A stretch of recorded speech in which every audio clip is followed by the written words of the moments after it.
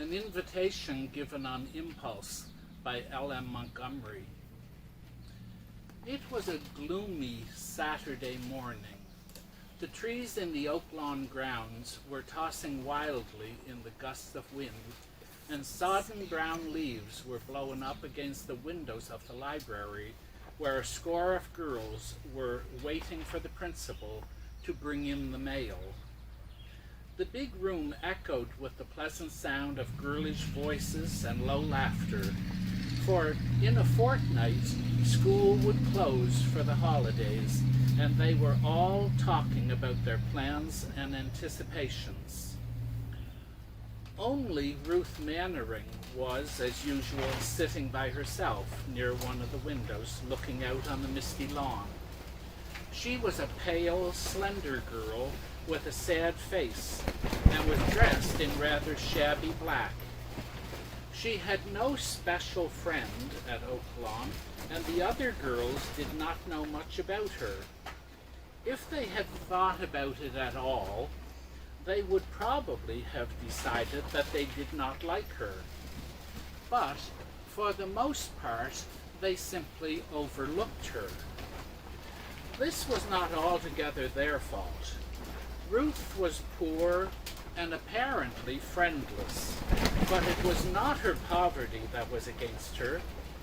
Lou Scott, who was as poor as a church mouse, to quote her own frank admission, was the most popular girl in the seminary, the boon companion of the popular girls in residence and in demand with everybody.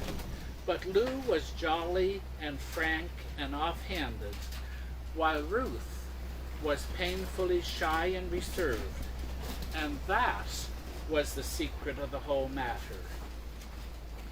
There was no fun in her, the girls said, and so it came about that she was left out of their social life and was almost as solitary at Oaklawn as if she had been the only girl there.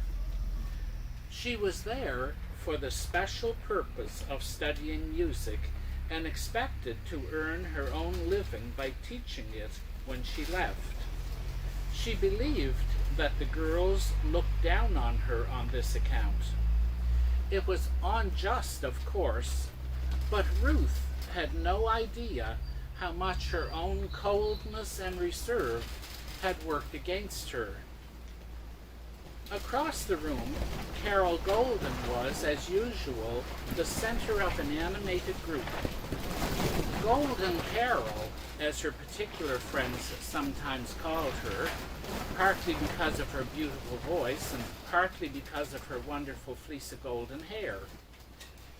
Carol was one of the seminary pets and seemed to Ruth Mannering to have everything that she had not.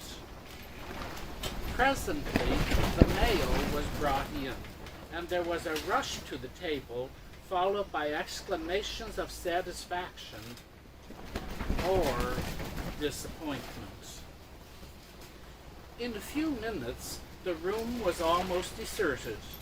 Only two girls remained. Carol Golden, who had dropped into a big chair to read her many letters, and Ruth Mannering, who had not received any, and had gone silently back to her part of the window. Presently, Carol gave a cry of delight. Her mother had written that she might invite any friend she wished home with her to spend the holidays. Carol had asked for this permission, and now that it had come and was ready, she was ready to dance for joy. As to whom she would ask, there could be only one answer to that. Of course, it must be her particular friend, Maud Russell, who was the cleverest and prettiest girl at Oaklawn. At least so her admirers said. She was undoubtedly the richest and was the acknowledged leader.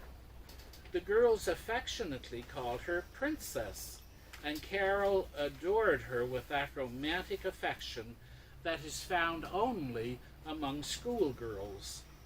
She knew, too, that Maud would surely accept her invitation because she did not intend to go home.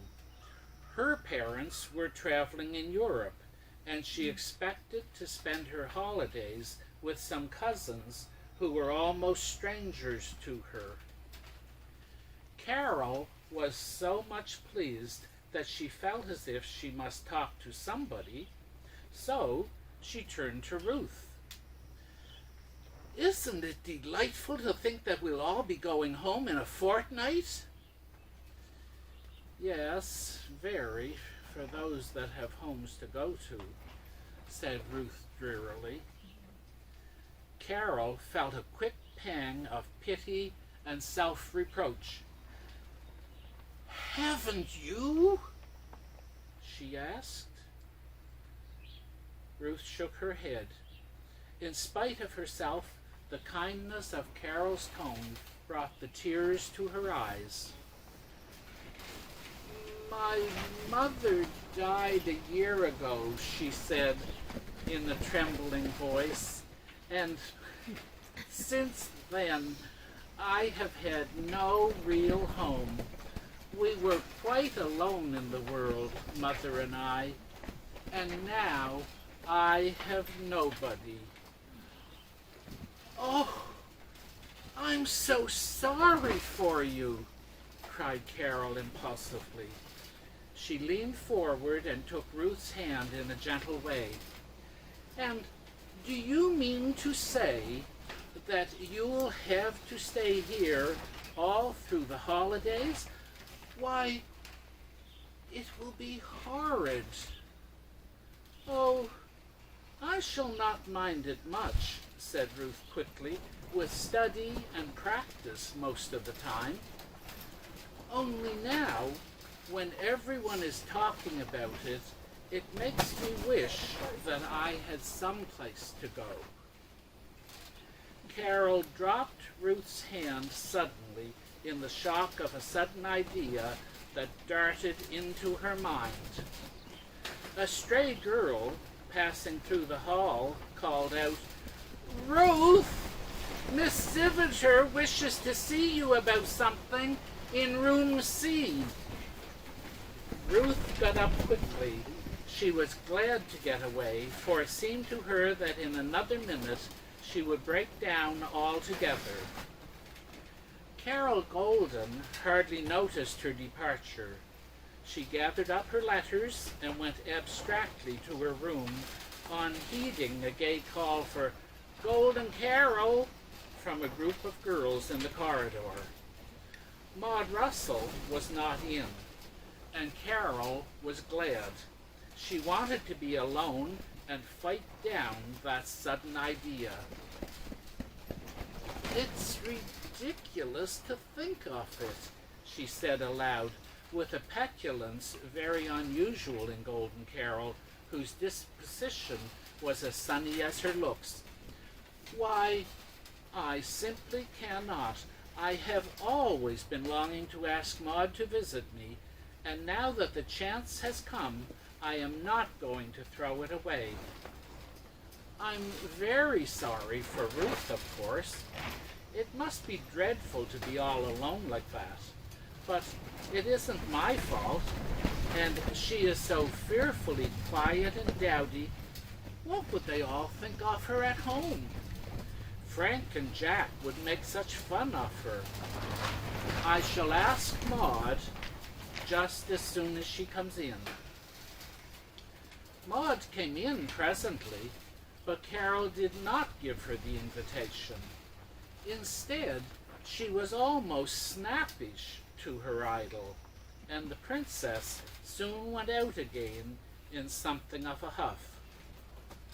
"Oh, dear," cried Carol, "now I've offended her. What has got into me? What a disagreeable thing a conscience is, although I'm sure I don't know why mine should be prodding me so.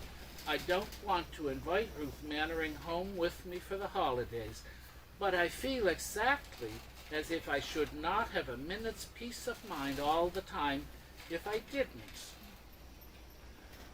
Mother would think it all right, of course. She would not mind if Ruth dressed in calico and never said anything but yes and no. But how the boys would laugh. I simply won't do it, conscience or no conscience. In view of this decision, it was rather strange that the next morning Carol Golden went down to Ruth Mannering's lonely little room on corridor 2 and said, "Ruth, will you go home with me for the holidays? Mother wrote me to invite anyone I wish to. Don't say you can't come, dear, because you must." Carol, never as long as she lived, forgot Ruth's face at that moment. It was absolutely transfigured, she said afterwards. I never saw anyone look so happy in my life. A fortnight later, unwanted silence reigned at Oaklawn. The girls were scattered far and wide, and Ruth Mannering and Carol Golden were at the latter's home. Carol was a very much surprised girl. Under the influence of kindness and pleasure, Ruth seemed transformed into a different person. Her shyness and reserve melted away in the sunny atmosphere of the Golden home. Mrs. Golden took her into her motherly heart at once, and as for Frank and Jack, whose verdict Carol had so dreaded, they voted Ruth splendid. She certainly got along very well with them, and if she did not make the social sensation that pretty Maud Russell might have made, the Goldens all liked her, and Carol was content. "Just 4 days more," sighed Carol one afternoon, "and then we must go back to Oaklawn. Can you realize it, Ruth?" Ruth looked up from her book with a smile. Even in appearance she had changed. There was a faint pink in her cheeks and a merry light in her eyes. "I shall not be sorry to go back to work," she said. "I feel just like it, because I have had so pleasant a time here that it has heartened me up for the next term. I think it will be very different from last. I begin to see that I kept to myself too much and brooded over fancied slights." "And then you are to room with me, since Maud is not coming back," said Carol. "What fun we shall have! Did you ever toast marshmallows over the gas?" "Why, I declare. There's Mr. Swift coming up the walk. Look, Ruth, he's the richest man in Westley." Ruth peeked out of the window over Carol's shoulder. "He reminds me of somebody," she said absently, "but I can't think who it is. Of course, I have never seen him before. What a good face he has." "He is as good as he looks," said Carol enthusiastically. "Next to Father, Mr. Swift is the nicest man in the world. I have always been quite a pet of his. His wife is dead, and so is his only daughter. She was a lovely girl and died only 2 years ago. It nearly broke Mr. Swift's heart, and he has lived alone ever since in that great big house up at the head of Warner Street, the one you admired so, Ruth, the last time we were uptown." "There's the bell for the second time. Mary can't have heard it. I'll go myself." As Carol showed the caller into the room, Ruth rose to leave, and thus came face to face with him. Mr. Swift started perceptibly. "Mr. Swift, this is my school friend, Miss Mannering," said Carol. Mr. Swift seemed strangely agitated as he took Ruth's timidly offered hand. "Oh, dear young lady," he said hurriedly, "I'm going to ask what may seem like a very strange question. What was your mother's name?" "Agnes Hastings," answered Ruth in surprise. And then Carol really thought that Mr. Swift had gone crazy, for he drew Ruth into his arms and kissed her. "I knew it," he said. "I was sure you were Agnes's daughter, for you are the living image of what she was when I last saw her. Child, you don't know me, but I am your Uncle Robert. Your mother was my half-sister." "Mr. Swift!" cried Carol, and then she ran for her mother. Ruth turned pale and dropped into a chair, and Mr. Swift sat down beside her. "To think that I have found you at last, child. How puzzled you look. Did your mother never speak of me? How is she? Where is she?" "Mother died last year," said Ruth. "Poor Agnes, and I never knew. Don't cry, little girl. I want you to tell me all about it. She was much younger than I was, and when our mother died, my stepfather went away and took her with him. I remained with my father's people and eventually lost all trace of my sister. I was a poor boy then, but things have looked up with me, and I have often tried to find her." By this time, Carol had returned with her father and mother, and there was a scene. Laughing, crying, explaining, and I don't really know which of the two girls was the more excited, Carol or Ruth. As for Mr. Swift, he was overjoyed to find his niece and wanted to carry her off with him then and there. But Mrs. Golden insisted on her finishing her visits. When the question of returning to Oaklawn came up, Mr. Swift would not hear of it at first, but finally yielded to Carol's entreaties and Ruth's own desire. "I shall graduate next year, Uncle, and then I can come back to you for good."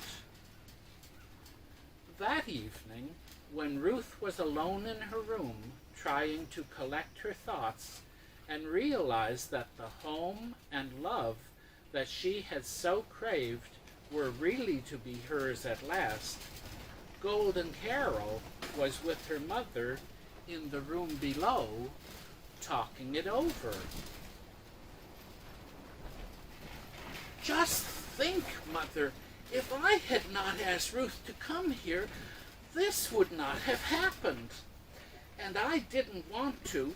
I wanted to ask Maud so much, and I was dreadfully disappointed when I couldn't, for I really couldn't. I could not help remembering the look in Ruth's eyes when she said that she had no home to go to, and so I asked her instead of Maud. How dreadful it would have been if I hadn't." An invitation given on impulse by LM Montgomery.